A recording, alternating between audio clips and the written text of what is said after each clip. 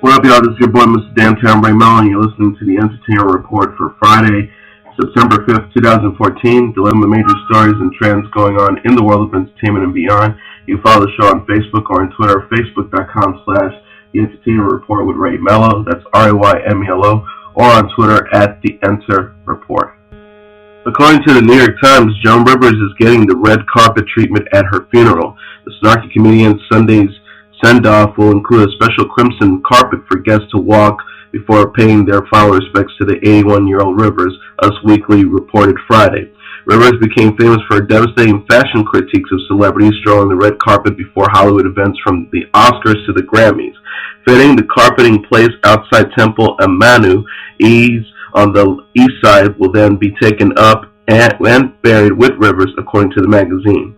Daughter Melissa Rivers spent about 90 minutes inside the Frank E. Campbell funeral home on Friday, working on final arrangements for Sunday's funeral.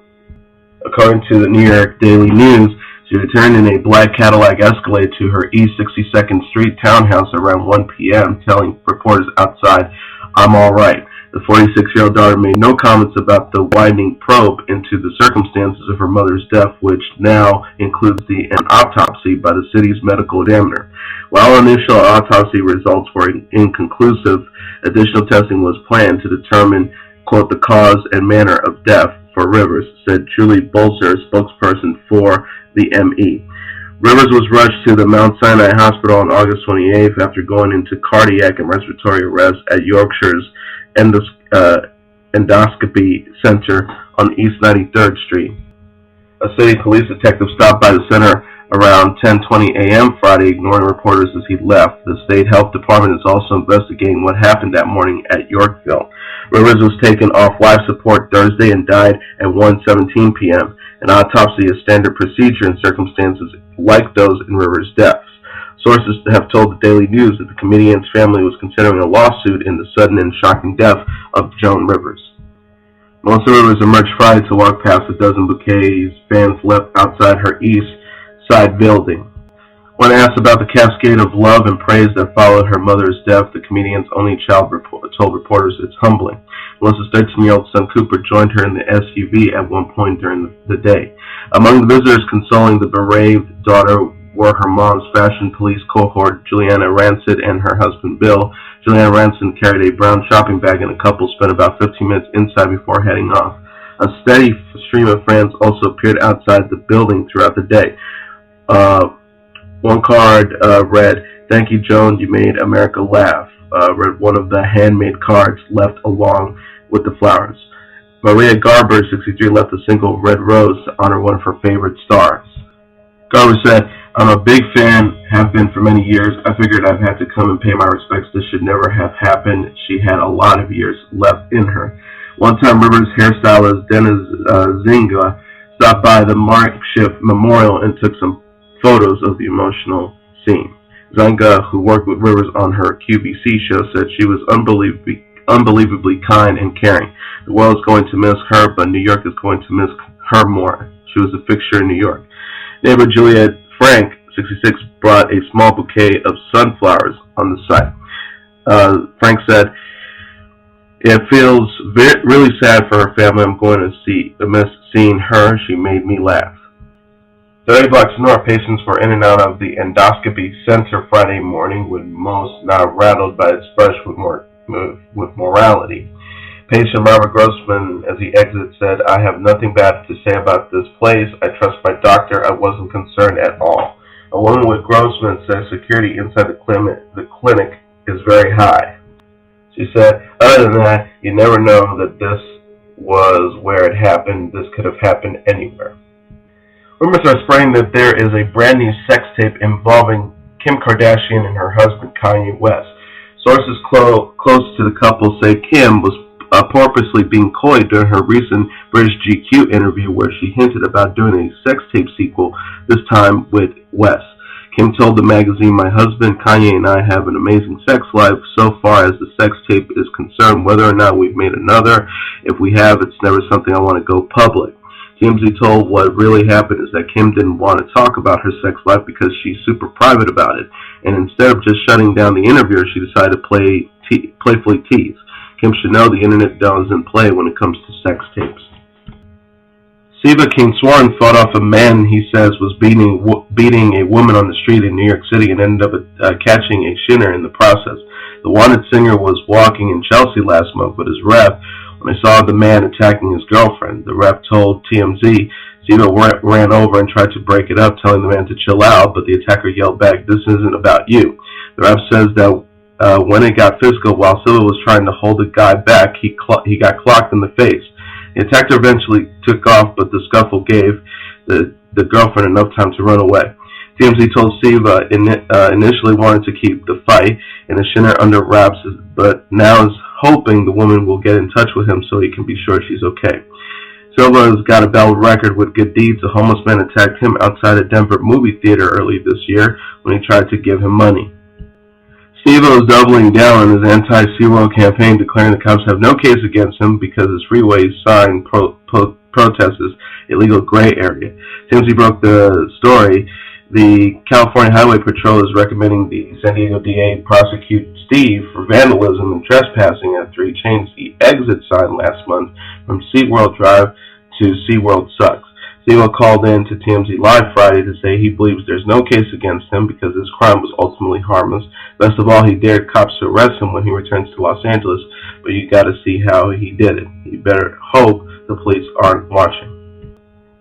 Hilary Duff has become another victim of the infamous Hollywood nude photos leaking, and she's going on the attack over explicit new internet photos that purportedly showed her nude because she says the woman in the pics is not her. A new batch of extreme graphic photos surfaced Friday, but Duff's representative says they examined the alleged photos of Hilary and determined they are fake, and they alerted the FBI. TMZ told Hilary has very deafening birthmarks and recognizable tattoos that do not appear on the woman in the new photos.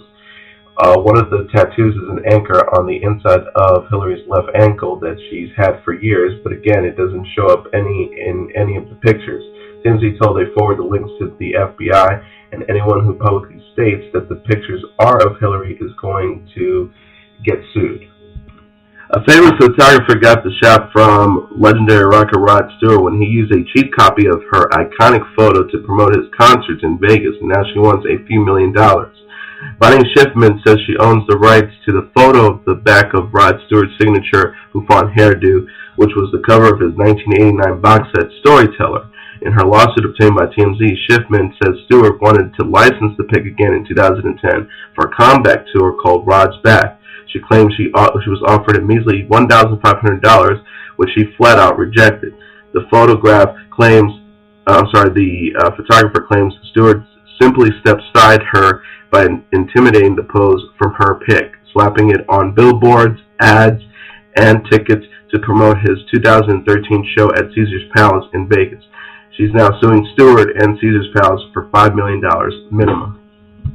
According to rapper Young Jeezy, he says the AK-47 that he and 5 others were thrown in jail for doesn't even belong to the rapper. It's legally registered to the head of security for his tour, who was in a hospital bed the night police seized the weapon, TMZ has learned. TMZ broke the story. The assault rifle turned up when cops searched Jeezy's bus on August 24th in Orange County in connection with a fatal concert shooting 2 nights earlier. Police say they arrested all 6 people on the bus because no one claimed ownership. Sources tells TMZ the gun's owner, the tour's security chief, had a good reason for not being there.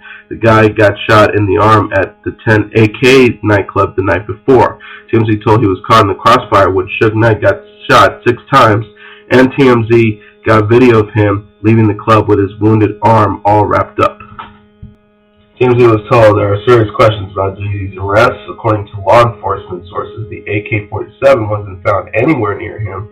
It was in a closed case in an area associated with someone other than Jeezy. Meanwhile, he was in an entirely separate cabin of the bus where no weapons were found.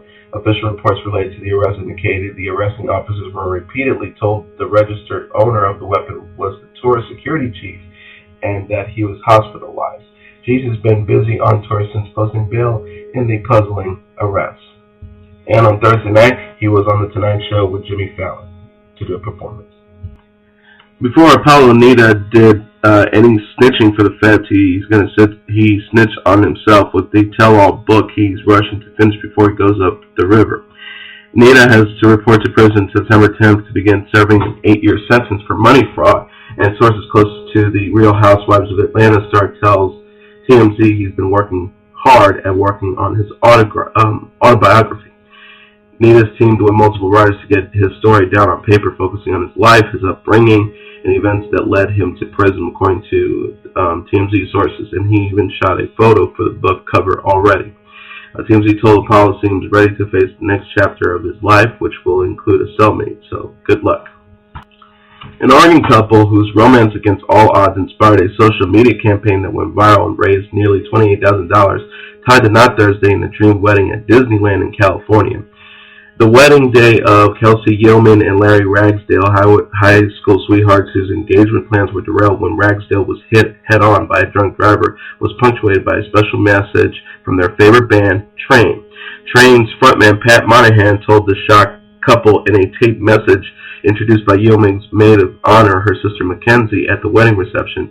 "Your story is so inspiring that not only do we want to play this music for you, but we want to invite you as our guest on our next cruise." Train's song "Marry Me" serves as the backdrop to the couple's proposal video that was posted on Indiegogo last month by Mackenzie in the bid to raise enough money for the financially strapped couple to have their long-delayed wedding of their dreams. Ragsdale, who's 25, planned to propose to Yeoman, 24, in 2010, but 3 days after Ragsdale asked for her father's permission, the car he was driving was head-on by a drunk driver. Ragsdale survived the crash but suffered head trauma and brain damage so severe he was in a coma for months. Yeoman found a job at the faculty where Ragsdale was recuperating, helping him with his therapy and staying by his side as he attempted to relearn to walk. In 2012, Ragsdale was able to finally propose Yeoman. He used the same ring he had purchased when he originally asked her dad for permission. While their wedding dream funded thanks to the nearly $28,000 in donations, the couple received another surprise last month when they learned that Disney Fairy Tale's Wedding and Honeymoons would be giving them a 5-night honeymoon at the Disneyland Resort in California. "I do," said Ragsdale when he heard the news. "I'll marry you right now." After saying their real I do's Thursday, Yeoman and Ragsdale continue their fairy tale day by being escorted off in Cinderella's crystal coach. Before that, however, there was a moment in the wedding ceremony that no one will forget. When it came time for the bride and groom to kiss, Ragsdale's groomsmen helped him stand up out of his wheelchair, his own, so he can stand to kiss his new bride. So congratulations to them, and that was amazing that Train would do something very special for this couple. And finally, a lot of A-list stars got together Friday night to take part in the Stand Up to Cancer telethon. Jennifer Aniston, Gwyneth Paltrow, Reese Witherspoon, Kerry Washington, Katie Couric, and so many more A-listers joined forces for the 1-hour commercial-free telecast that was broadcast live from the Dolby Theater Friday night in an effort to raise funds for the cancer research.